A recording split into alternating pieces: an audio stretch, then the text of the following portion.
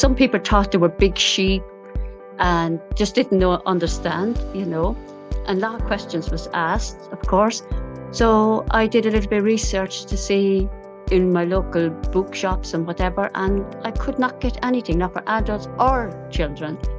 So I decided what I had learned over the 2 years volunteering there, that I would just put something basic. Now it is basic, but it's enough to inform children a little bit about alpacas, where they come from, what's the male called, what's the female called, the babies.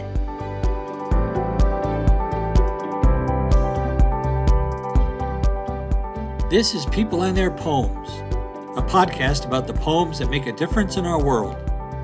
Host Sandy Carlson talks with people who have become influenced by poetry and who have become a poet or a supporter of this literary form. People and Their Poems is presented by Oronog Mountain Publishing. Thanks for joining us today. Welcome to People and Their Poems podcast. I'm here today with my friend Caroline Cornelissen, who is in County Carlow, Ireland, and we are going to talk about her book called Alpacas in Green Pastures. So, Caroline, we know Ireland is a place where there are plenty of sheep, and that's sort of the stereotype when we think of those beautiful hillsides covered with those gentle animals. But you've written a book about alpacas in Ireland. Can you tell us what that's about, where it came from?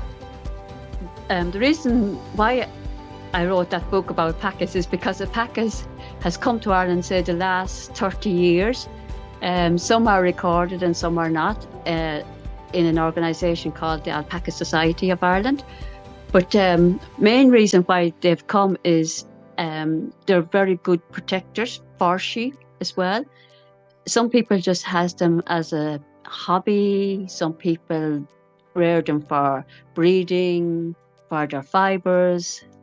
2 years ago, I volunteered to help a neighbour who had bought 4 female alpacas called dams, and they were pregnant. So he was working, and unfortunately he couldn't be there for the birth. So I volunteered to help and brought 3 of the babies of the 4. Well, that's a pretty big deal. What farming experience did you have that you could help bring these little baby alpacas into the world? Where I live in this area, we had a mountain farm. So I had goats and sheep there. And then during my childhood, I grew up in the countryside. So I was used to cattle around the area. And then my brother had horses, so I've helped out there with foaling. So I had basically experience, and just put that to my knowledge and hoped that the babies came out okay, and they did. And they did. Oh, that's amazing. And are they still all living on your neighbor's farm? They are, and they're thriving. And can you speak about your neighbor's interest in alpacas? What inspired him or motivated him to bring them to his land? Well, he has just moved here, say, the last 3 or 4 years, and he had 3 acres of land, and like that, he was thinking about goats. And he grew up and lived in England, and he always admired these creatures. So he decided, that was the way to go for him, was to bring some alpacas. Oh, that's really lovely. Are you still caring for these animals? You're still helping out across the street? I do, when necessary, when he needs me. And just recently he had to go away for a couple of days, so took care for them with feeding and watering. And so you're learning every day.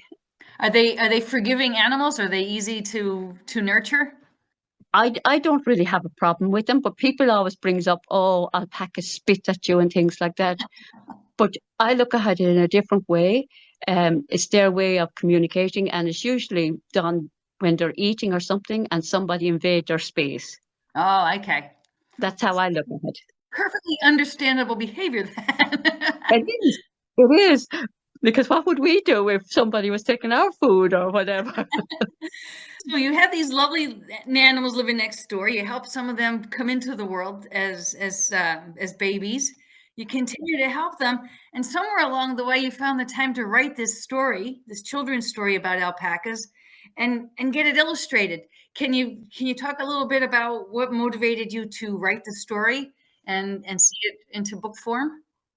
I can indeed. The reason, because Alpacas was new to say our area, and where my neighbour lives, it's open to, like, there's the church just close by, the school, so there's always people passing by. So people are curious, of course, because a lot of people has never seen them before. I have seen them on, open farms and things like that. Some people thought they were big sheep and just didn't understand. And a lot of questions was asked, of course. So I did a little bit of research to see in my local bookshops and whatever, and I could not get anything, not for adults or children. So I decided what I had learned over the 2 years volunteering there, that I would just put something basic. Now it is basic, but it's enough to inform children a little bit about alpacas, where they come from, what's the male called, what's the female called, the babies. Well, it's a lovely instructional text, and I love the way you have the mama alpaca explaining how alpaca life works. It's very, very endearing. Can you tell us a little bit about Grace Conroy's illustrations? Yes, Grace also grew up on a farm, and I knew her grandmother and her great grandmother.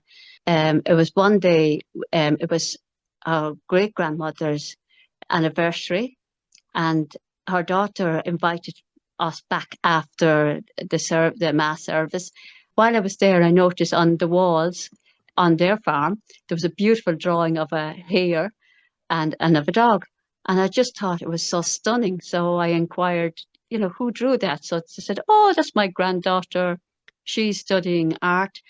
So that evening when I went home, I thought about it, that I needed somebody to do the illustrations for my story. So I contacted Grace's grandmother, just put it out there, and she kindly gave me Grace's number. And then I contacted Grace, and Grace was delighted to be asked and to try out new ideas for her own creative work. So then during reading my story, I put ideas to what I would have liked, but Grace captured my ideas, but she put lovely expressions, just what I wanted, because I still wanted to remain respectful to the animal, but yet be pleasing in a nice, fun way to children. Oh, absolutely. They really appeal to the imagination and such respect for and knowledge of the countryside where these animals are living. It's really, really a delight. And I know now that this is in book form, that it's serving the needs of other people when people buy this book. How did you decide to support the two organizations you've chosen with the profits from the book? I suppose it comes from a deep love of animals myself, and I have seen a lot of animals being neglected and so on and forth. So the two charities, basically, they rescue animals. They give the animals a chance to live and find new homes.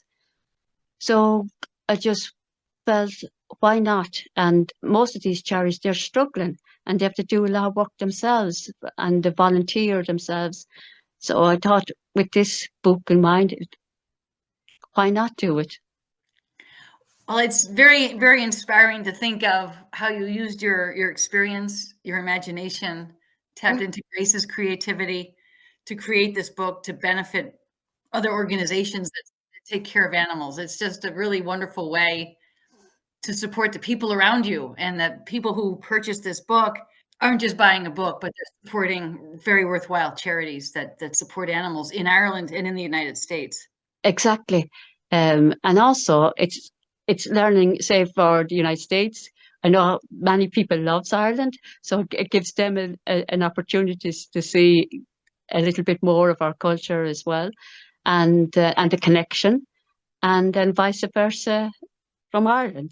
So it works both ways. And I know you've done a lot of work to promote the book throughout the island, and that you'll be engaging in other activities to encourage people to buy the book and for alpaca people to connect with the story. So I really admire your effort and initiative to get this story out there to people. And in our podcast notes, I'll have links where people can order the book if they'd like to get a copy and support the organizations through their purchase. Thank you so much. Caroline, is there anything else you want to add before we close our conversation for this podcast? Yes, Everyone that gives will help a life. So that's what it's all about. Yeah. And then that animal, if it gets the help that it's needed, will make somebody else happy. And it also might inspire people to write more, to do art, to travel. Today, I had a beautiful phone call from a lady, and her mother, her elderly mother, is having some health issues, and one of them was bit by bit losing her eyesight. So her daughter had my book, happened to have it in the car, and she said, "Mom, why don't you just look at this book?" So first, the mother had to hold the book up into the light, and the sun was shining. And she said, "I can see those pictures. I can see those pictures." And she was so delighted to be able to see something again and some words she could read. But just to inspire people from so many different angles, between children, adults, learning the culture. And even people are starting to question now about the passage. I always use the pastures fields. So people wants to know about the grass, what kind of grass to grow. So it's coming from all different angles. And I'm so pleased with that. That it's not just one story, but there's so many angles at this story. So well said. So we'll leave it there and encourage people to order this book and distribute it, share it with people they care about, and entertain the possibility of just spreading the love through this amazing story. Thank you, Caroline. And thank you too. I appreciate it. This has been People and Their Poems, and sometimes prose, presented by Oronog Mountain Publishing. For more on our services, the books we've published, and submitting to our collections or online poetry journal, visit www.oronogmountainpublishing.com. You can check out the Oronog Mountain Poetry Journal at www.oronogmountainpoetry.net. Thanks again for joining us.